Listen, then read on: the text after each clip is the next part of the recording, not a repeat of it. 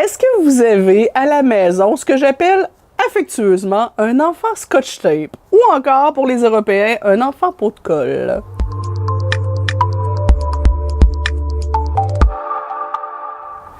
Bonjour, mon nom est Nancy Doyon, je suis votre coach familial et c'est l'heure de votre capsule SOS Nancy. Est-ce que vous avez à la maison un enfant qui serait toujours collé à vous si on le laissait aller? Parfois, on a l'impression qu'il voudrait entrer en dessous de notre chandail. Quand on va en visite, il reste collé sur nous, du mal à aller vers les autres. À la maison, quand on change de pièce, c'est toujours « Maman, maman, t'es où? Papa, t'es où? » Il y a des parents qui me racontent avoir du mal à aller aux toilettes parce que les enfants sont constamment à l'autre côté de la porte pour poser 12 000 questions ou essayer d'avoir de l'attention. Peut-être aussi vous avez ce que j'appelle les enfants velcro, là, tu sais, qui grimpent sur nous, qui se servent de nous un peu comme si on était leur doudou, leur toutou. Ils sont toujours grimpés après nous ou qui veulent avoir notre attention constante. Il y a aussi des enfants qui ont énormément de mal à jouer tout seul, à s'occuper tout seul, ne serait-ce que 5 minutes. C'est ceux-là que j'appelle mes enfants scotch tape.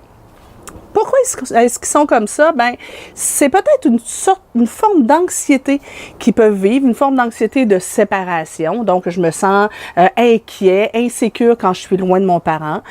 Ça peut aussi être simplement parce que j'ai un enfant qui s'ennuie, parce que il passe trop de temps à la garderie, à l'école, etc. et il n'a pas suffisamment de temps avec moi. Donc, le temps qui est avec moi, ben, il devient un peu accaparant. Ça pourrait être un enfant qui a développé ce que j'appelle la peur du vide, une intolérance au vide.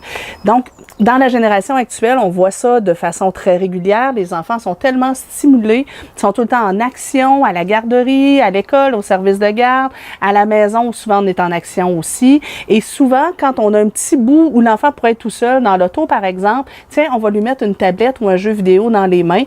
Et là, il est toujours stimulé et occupé par l'extérieur de lui. Et ça, ce que ça déclenche, chez plusieurs enfants, pas chez tous, c'est ce que j'appelle justement l'intolérance au vide. L'enfant a peur d'être seul avec lui-même et quand il y a un petit moment de latence, il angoisse un peu, il va chercher à combler le vide de n'importe quelle façon.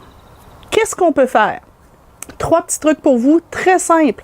Premier truc, jouer à lancer des défis à l'enfant de telle sorte qu'il apprenne à être capable de jouer seul. Donc, on pourrait lui dire, « OK, mon cœur, pendant les 5 prochaines minutes, je mets une minuterie, tu joues tout seul, sans me poser de questions, sans venir chercher d'attention auprès de papa et maman. Et quand tu réussis ça, ben après, on va pouvoir jouer ensemble pendant 15 minutes. » Et là, plus on le fait, plus l'enfant développe une espèce de confort à être capable de jouer tout seul. Au début, ben c'est sûr qu'il va être plus proche de nous, puis progressivement, on va peut-être lui demander d'aller jouer un petit peu plus loin. Je pense qu'on peut commencer à travailler ça avec les enfants dès l'âge d'à peu près 2 ans. Deuxième truc, ben, c'est de simplement passer des moments de méditation ou de silence. Alors, on pourrait jouer dans la voiture au roi du silence, juste pour que l'enfant apprenne à tolérer le calme et la quiétude. Ça pourrait être, on joue ensemble, on va par exemple à la plage pendant les vacances et on dit pendant les 5 prochaines minutes, on joue au roi du silence et on va juste jouer à se montrer des choses l'un et l'autre sans parler. Alors l'enfant apprend à aller chercher son attention autrement qu'en babillant constamment. Mon troisième truc, c'est de simplement laisser les enfants attendre souvent, leur faire vivre des délais dans toutes sortes de situations. Alors, j'ai mon coco qui me demande un verre de jus, je vais dire, ben écoute, je vais terminer tel truc, je vais y aller par la suite. Je veux avoir un bisou, puis là, je suis en train de manger. Ben, garde les bisous, mon cœur, ça va être après le repas, pas maintenant.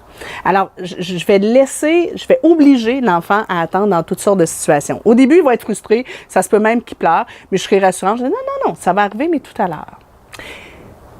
Vous auriez besoin de plus de trucs, soit parce que vous avez ce type d'enfant-là, ou encore un enfant qui vit toutes sortes de formes d'anxiété. Ben, j'ai une formation pour vous, une belle formation de 3 heures qui s'appelle « Enfants sous pression, stress et anxiété chez les enfants ». Dans cette formation-là, on fait le tour, entre autres, de comment ça se passe dans le cerveau des enfants quand ils sont anxieux. Quand le détecteur de danger s'allume, qu'est-ce qui se passe?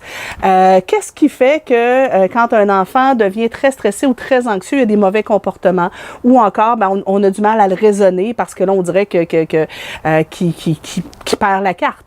On va voir aussi dans cette formation-là toutes sortes de trucs et de stratégies pour développer une belle sécurité affective chez nos enfants et une belle confiance en lui-même et en l'entourage. Et bien sûr, on va faire le tour de quelques stratégies hyper gagnantes pour gérer l'anxiété et le stress chez les enfants, savoir comment réagir quand ils ont des peurs. Ça vous intéresse? Je vous invite à cliquer en haut ou en bas selon que vous êtes sur YouTube ou sur Facebook et vous allez avoir toutes les informations.